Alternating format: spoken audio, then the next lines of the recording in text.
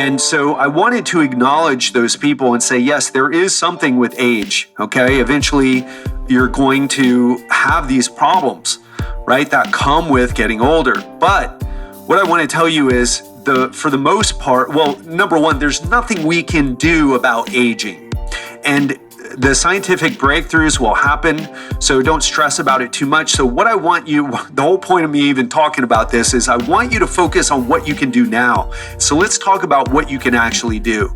Okay, number one, lose body fat.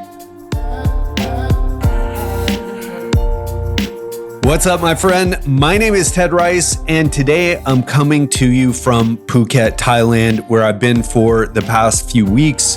Really enjoying it here. First time in a while that we're close to the beach. Only made it to the beach once in Bali. And today we're going to be talking about something really important. So if you are a person who you've been talking about your age, your slow metabolism, your hormones, or maybe even your genes as the reason that you're not getting results, then you're going to want to listen to this episode because we're going to talk about what's really going on here. And I know we've been doing a lot of mindset issues or mindset episodes, but today we're going to dive deep into the science of inflammation and how it might be the thing that is really to blame for your lack of results if you're putting your efforts in the right place, especially in the gym, but you're not seeing the results in your body. You're not getting stronger. You don't notice a difference in your body, even though you've been working hard at it. And if you're new to this show, just to let you know, Legendary Life, it's all about upgrading your mind and body. So if you're looking to make a breakthrough in your health, to lose fat, to perform at the highest level in life, you are in the right place. All right. And all of those things go together. So we talk about tactics to get your health back or to improve it. So make sure that you press that subscribe button wherever you listen to podcasts so that every time one of my episodes or interviews goes live, you'll be the first to know. So let's talk about this issue because so many people say that it's their age, their slow metabolism, their hormones, or genes. And then some people are just completely off base and their lifestyle is absolutely horrible and they're just making up excuses. So I'm not talking about those people today. I'm talking about the people who are kind of doing, you're doing good things. You're not overeating junk food. You're not, you don't have massive issues with staying up till 3 a.m, online or scrolling through social media. You're in there, you're exercising, but you still don't see the results. And you kind of know a bit about health and fitness. And not only know it because you've been listening to podcasts, but you actually apply it. But still, as you've gotten older, you've found that your body responds less well to exercise in particular. And you're kind of wondering what's going on. So today we're going to dive into the real underlying reason that you're not seeing results from your efforts in the gym. And what this boils down to really, in many cases, is excessive inflammation. Now, inflammation is a word you probably have seen many, many times, but today we're going to talk about what it is and talk about the nuances here. So inflammation is often talked about as something that's inherently bad. That is incorrect. Inflammation is not bad. I'm going to repeat that one more time. Inflammation is not bad. It's not wrong. It's not something that you want to get rid of.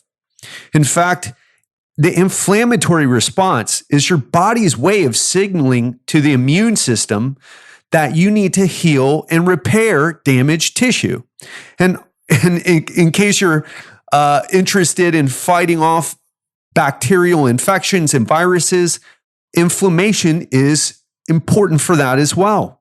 It's what causes the fever when you get a fever. And the fever is not so that, you feel terrible. It's to fight off the infection. So your body does these things, and inflammation is one of its defense mechanisms. And beyond just that, it's also how your body gets stronger and more resilient from exercise. More specifically, it's how your muscles grow. It's how your muscles grow, and it's how your body gets in better shape. For example, when you lift weights, it creates inflammation in your muscles. It creates these micro tears, and all this fancy biochemistry happens. And this inflammatory response starts the process of repairing muscles so that they start to grow bigger and stronger. In other words, it's a good thing. If we didn't have the inflammatory response, we'd all die every time we got an infection. Our muscles would not heal. So it's part of the healing process. Inflammation is healing. However, if the inflammatory process goes on for too long, or if the inflammatory response occurs in places where it shouldn't, that's when it can become problematic. So what we need to talk about now is the difference between acute and chronic inflammation. So acute inflammation, that's something that you might hear a doctor say, but we're going to make this real simple. So think about maybe you got a cut on your knee, you sprained an ankle, you tweak your shoulder working out, or maybe you got a sore throat. So what happens with acute inflammation is that the inflammation goes to the area where you have the cut or where the bacteria is causing an infection in your throat, or your ankle that you sprained, or your shoulder that you hurt when you were working out.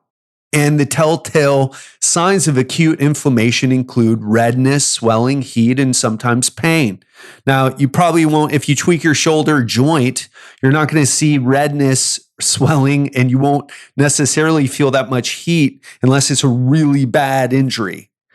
But you've probably seen this when you get a cut, you definitely see this, right? Or if you sprain your ankle, you see the inflammation happening. It gets hot. And if you've ever broken a bone, you really see it. So blood vessels dilate to allow for increased blood flow, and white blood cells swarm the injured area to promote healing. And there's also these chemicals. We're not going to talk too much about these because it can get really complex, but I will talk about them a little bit. So these chemicals known as cytokines or cytokines, tomato.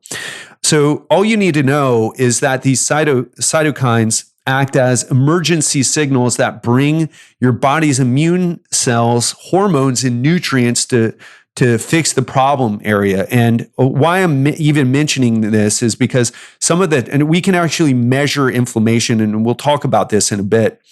And the best tests to measure inflammation include some tests that look for these cytokines, and we'll talk about them a little bit.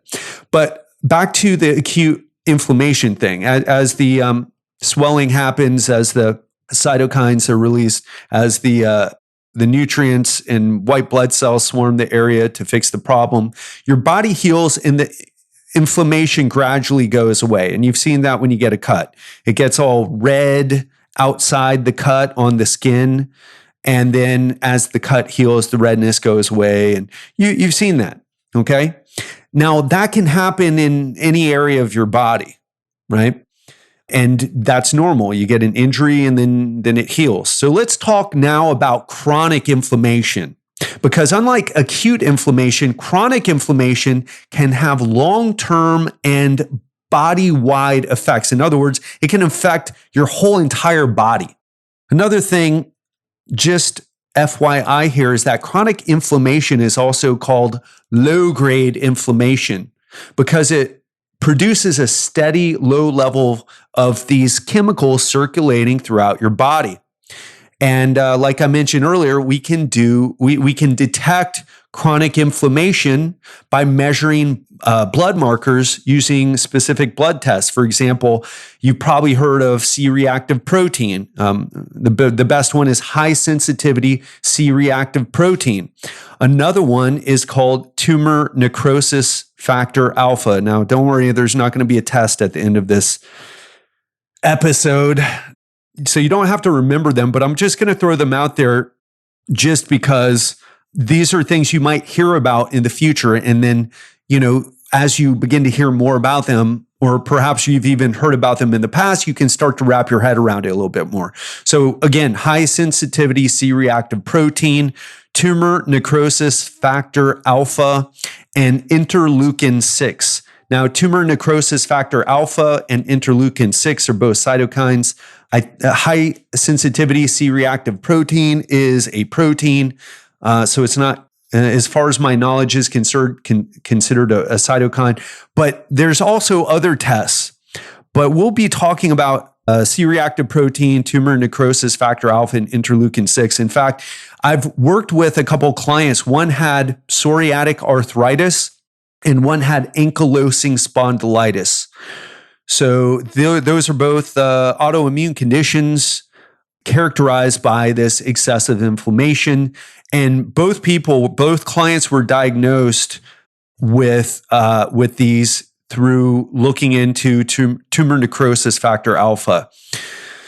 So just to back off the sciencey side for a second, in case that all the talk about those strange sounding chemicals was making your eyes glaze over, I want to talk to you about the diseases connected with chronic inflammation. So we know that chronic inflammation plays a part in cardiovascular disease, in cancer, in diabetes, in arthritis, and we're talking osteoarthritis here, but also autoimmune disorders like rheumatoid arthritis or ankylosing spondylitis or psoriatic arthritis as well.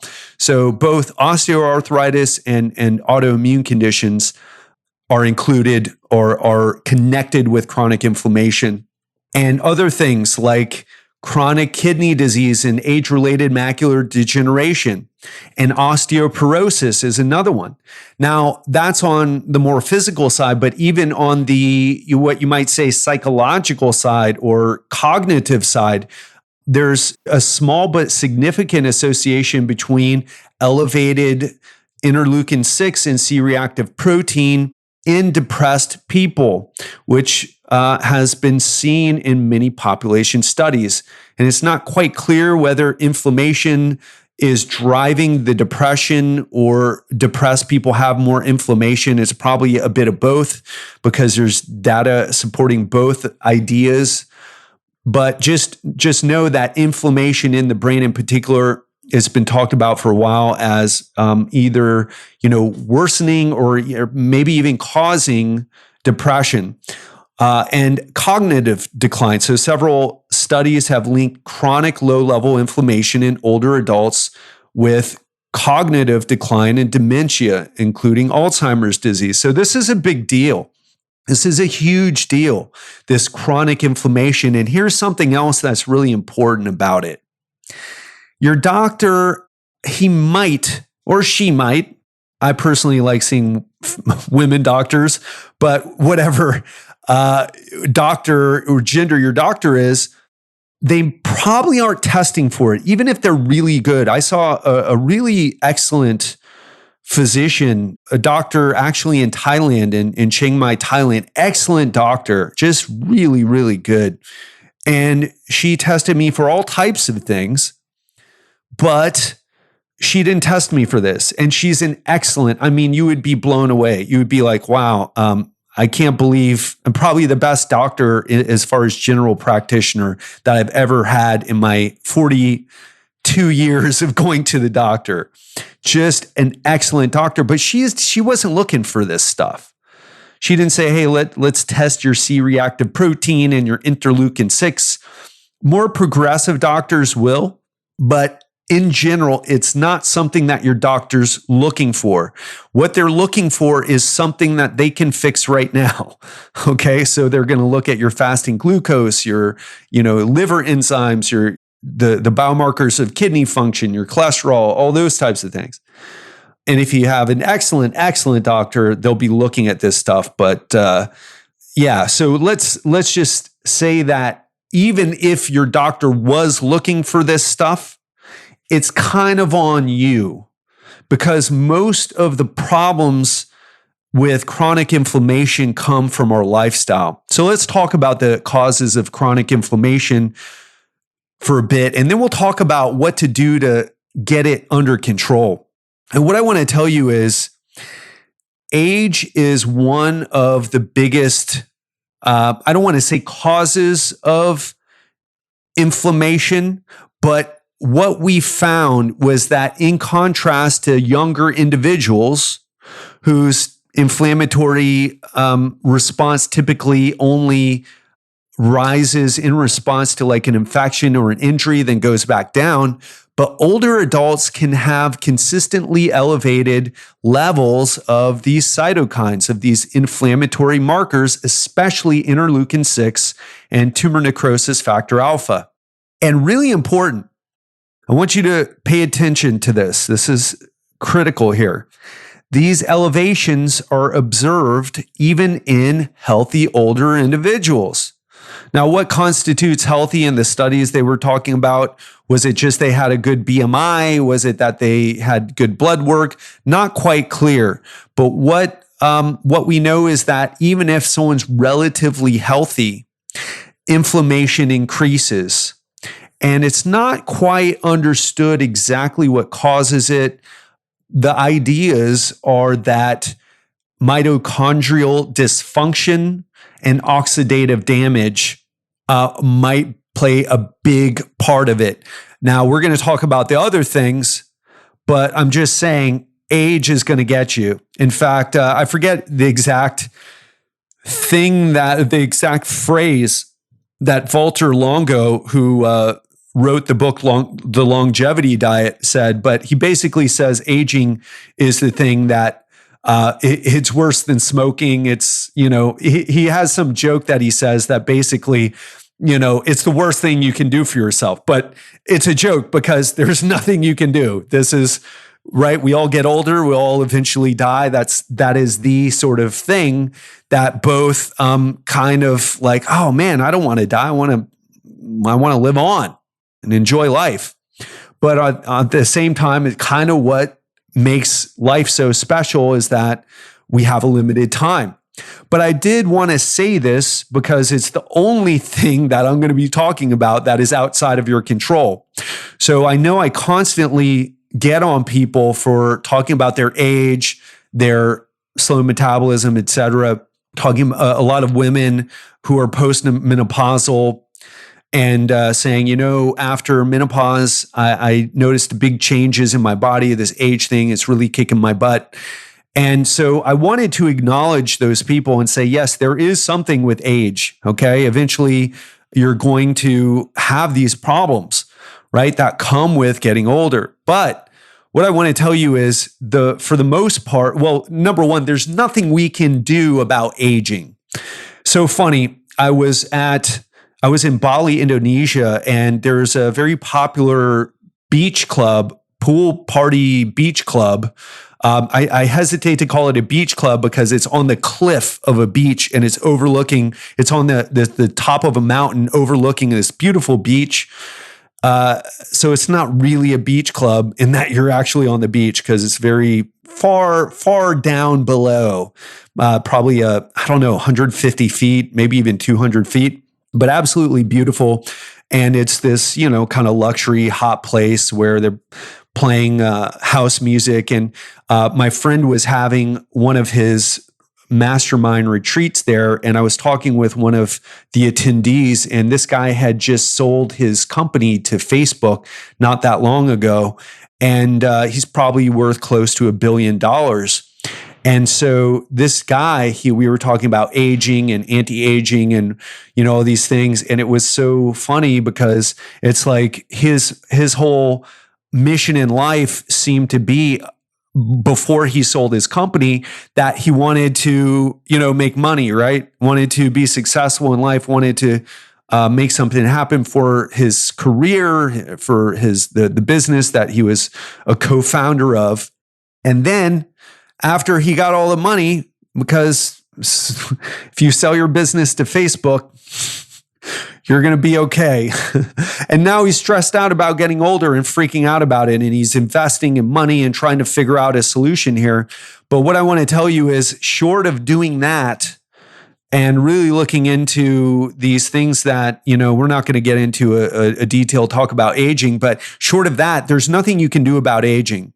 And the scientific breakthroughs will happen, so don't stress about it too much. So what I want you, the whole point of me even talking about this is I want you to focus on what you can do now. And that was kind of what I was telling the guy, because he was talking about all this stuff. And I'm like, man, that may or may not happen. But what you can do right now is take control of your health. And that was kind of my argument. So let's talk about what you can actually do. Okay, number one, lose body fat.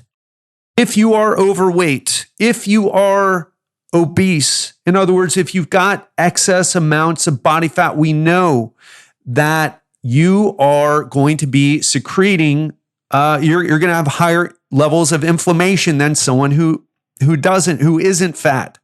Okay, because fat tissue, we used to think it was just stored energy, and that's what fat tissue is for the most part, but it also releases hormones and some of those cytokines that we talked about. For example, fat cells both produce tumor necrosis factor alpha and interleukin 6. And the fat around your midsection, in other words, the visceral fat or the abdominal fat, they can produce these levels in a much greater level. Okay? So this is an issue. By the way, just to point out a nuance here, this typically happens with women because women store their body fat. A lot of women store their body fat around their hips. The fat around your hips is less dangerous to your health than the fat around your midsection. So if you are a person, a man or woman, and a lot of women have problems after menopause or around menopause with the visceral fat or abdominal fat. Visceral fat is the dangerous stuff. And we know that visceral fat cells produce 3 times the amount of interleukin 6 as fat cells elsewhere on the body. And in overweight and obese individuals, it may be producing up to 35% of the total interleukin 6 in your body. So really important. And I want to also point this out. If you're in the gym and you're working hard, there was a 9-month study on postmenopausal women who were lifting weights. And what they found was, not only did they find the same connection that I just told you, that there is a big connection between abdominal fat and interleukin 6 levels, but they also found that the more chronic inflammation the women had, the less muscle they gained. So if you're not seeing results, you've got to lose fat. Okay, it's critical that you lose fat. And I know someone right now is going to say, but I can't lose fat. I can't lose fat because of my age, my hormones, and my inflammation. And no, that is not the reason. You're eating too many calories. Your nutrition is not dialed in. You have no idea what the right types and and more specifically, the right amounts of foods that you should be eating. That is why you're not losing fat. Okay? If we put you on a desert island, and all you could eat is coconuts, and, whatever bugs or lizards you could catch or whatever, you would lose fat. And if you didn't eat enough, you would starve to death. That's every single one of us. There's no person that they've ever found who survived a famine or being starved because they had a slow metabolism. It just doesn't exist, or because they were postmenopausal. Everybody loses fat when they get this dialed in. So keep that in mind. So if you are overweight or obese, if your doctor's told you to lose weight, if you've had a body fat test, which is the best way of figuring this out, and if you are over 25% as a woman, or if you're over 20% as a man, lose body fat, okay? Make it a point and don't make excuses. Figure it out because it is figure outable. It's just you're not doing the right things. It's not your age, your slow metabolism, or anything like that. It's your strategy. It's not dialed in. Now, the next thing I want to talk about is really important here, especially if you're the type of person who says, you know what? Okay, I'll lose that fat, Ted. You know what I'm going to do? I'm going to go work out 6 days a week for 90 minutes each time. So here's the thing. While intense workouts, spending a lot of 90-minute bodybuilding routines or high-intensity interval training, CrossFit, martial arts like Muay Thai or Brazilian Jiu-Jitsu, long-distance running, all those things in moderation are good for you. It's fine, but they increase your inflammation levels, okay? The harder you train, the more steeply your inflammation levels rise. So we're going to talk about this in a second, and here's another important thing. What we know is that if you're pushing yourself too hard with exercise, you actually get less good results. You grow less muscle compared to people who are training with the right amount of volume. So what I'm saying here, and this is a really big shift to make, a big mental shift, is that if you're not making consistent progress with your routine, then you're not doing it right. And if you're really one of those people who pushes themselves and you're, one of those grunting, sweating people who are just killing themselves in the gym, it doesn't work. Or I should say it only works if you are sleeping 8 hours a night, have very low stress levels, and most importantly, because this is the most important thing of all, if your workout is actually working. And I don't mean you just started working out 2 weeks ago and you're making results. I mean, month after month after month, year after year, right? Month after month. Most people hit a plateau in a couple months or maybe a little bit longer because they just are pushing too hard. So what you need to ask yourself, are you performing more reps every single workout?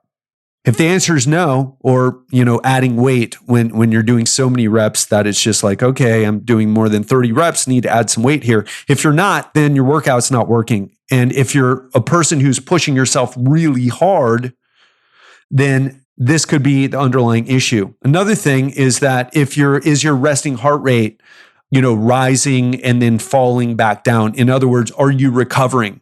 Because the key to exercise is stressing yourself, then recovering from the stress. But if you're constantly just stressing yourself because you think that you're going to try to out-train your diet, which is what a lot of people try to do, you're not going to be able to keep it up. So if you're having to out-train your diet, again, I'm going to refer to you what I already said, which is you really need to dial things in, and you don't know what you're doing if you're not getting consistent results with fat loss. Every single person can lose fat. There's nothing stopping you from losing fat other than your lack of knowledge and or lack of experience on how to apply the knowledge to your situation. Because I'm sure if you're listening to this podcast, you're really knowledgeable. We don't attract the dummies. This isn't the Getting in Shape for Dummies podcast, as you probably know. You're already more knowledgeable than, 90% of people with this stuff. So the thing is, you've got to be making progress. Another way to tell is if your sleep is improving or getting worse. If your sleep is getting worse because of your workouts, and it's not because of any other sort of thing, any other stress in your life, then that's a good sign that you're doing too much. And I'll give you an example. I did a 2-hour Muay Thai workout the other day in a group class. I usually do private classes, but the trainer I was working with couldn't work with me. So I did a group class, and it was absolutely, just brutal.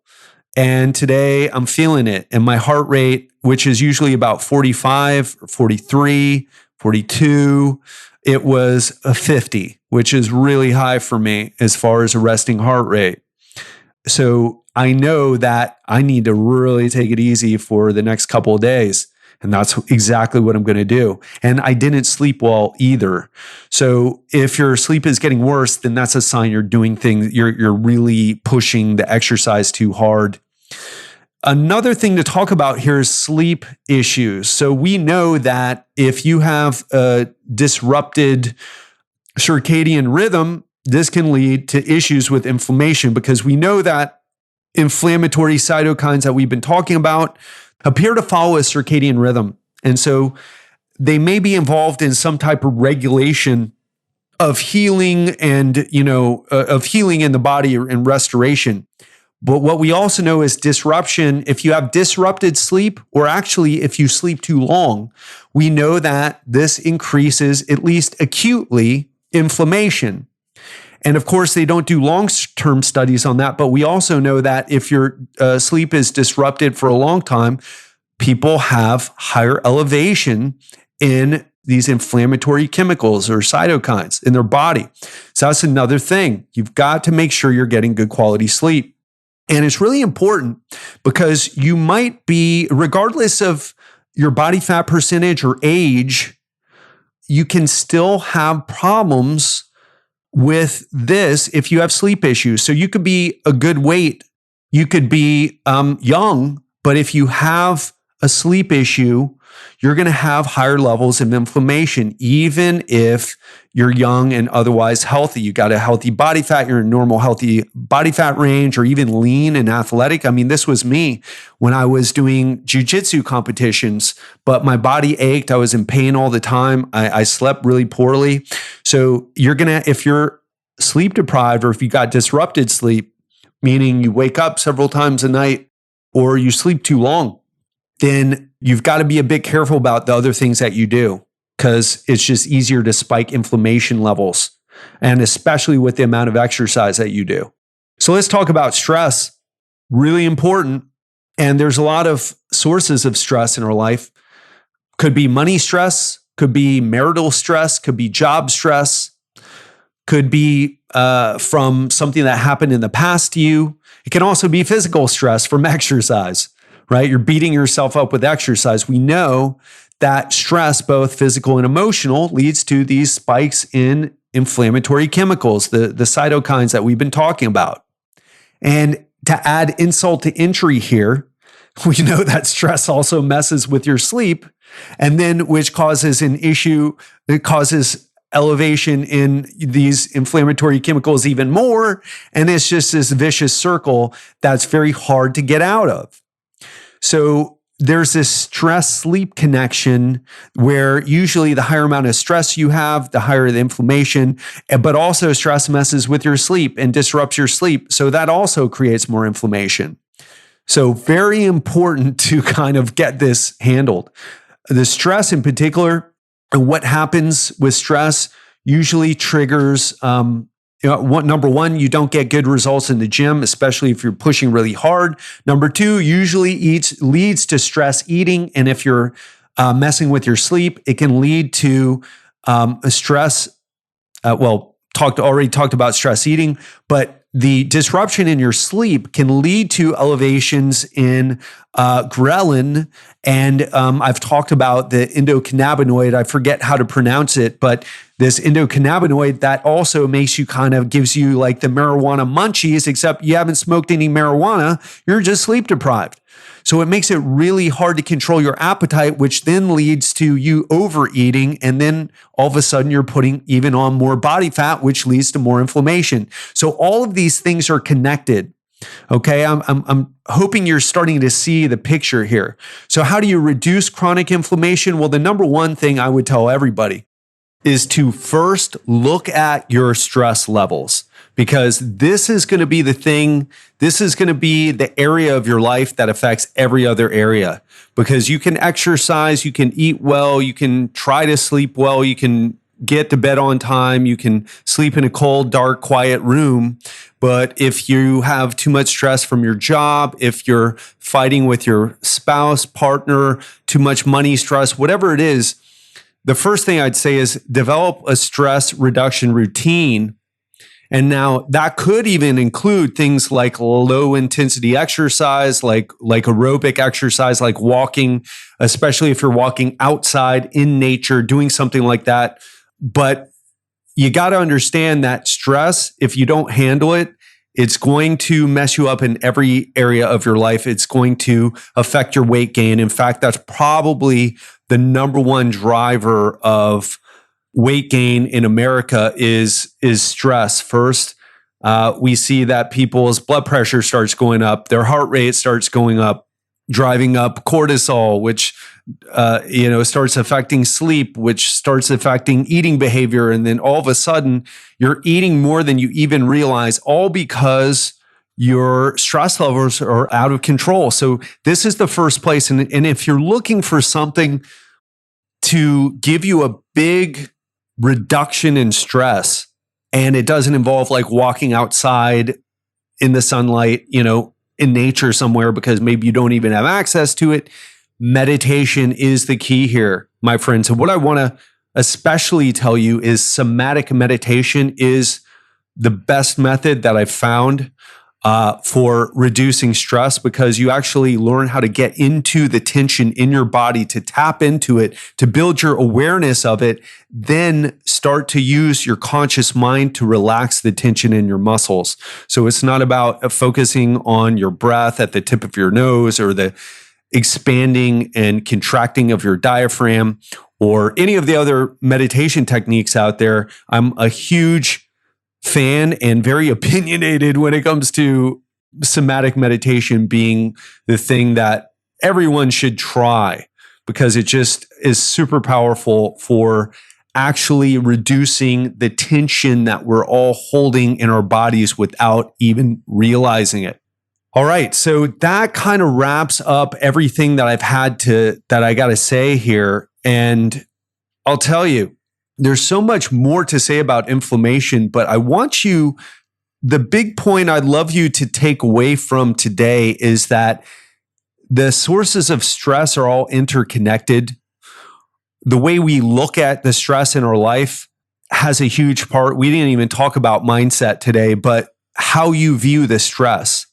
But even before the mindset thing, I would even say you've got to learn how to handle your response to stress, because it's very hard to say, oh, no, I'm not that stressed. Oh, yeah, I'm not that stressed. And really, you're completely out of control. You're trying to lie to yourself, in other words, because you are super stressed. And that just doesn't help. So learning a somatic practice where it's kind of like giving yourself acupuncture, or even getting a massage, which are both effective stress reduction techniques as well, but it means that you've got to throw down some money, find someone who's good at it, drive there, get it done, or have them come to your house, whatever. Those are effective. But even if you do that, because I get massages every week, I get acupuncture when I'm around someone who's good, but I do meditation almost every single day, and sometimes multiple days. It is my secret weapon.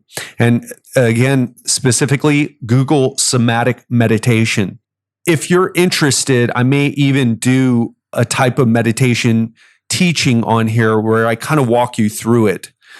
But in the meantime, because I've had a few people reach out to me about meditation and the type of meditation that I'm doing.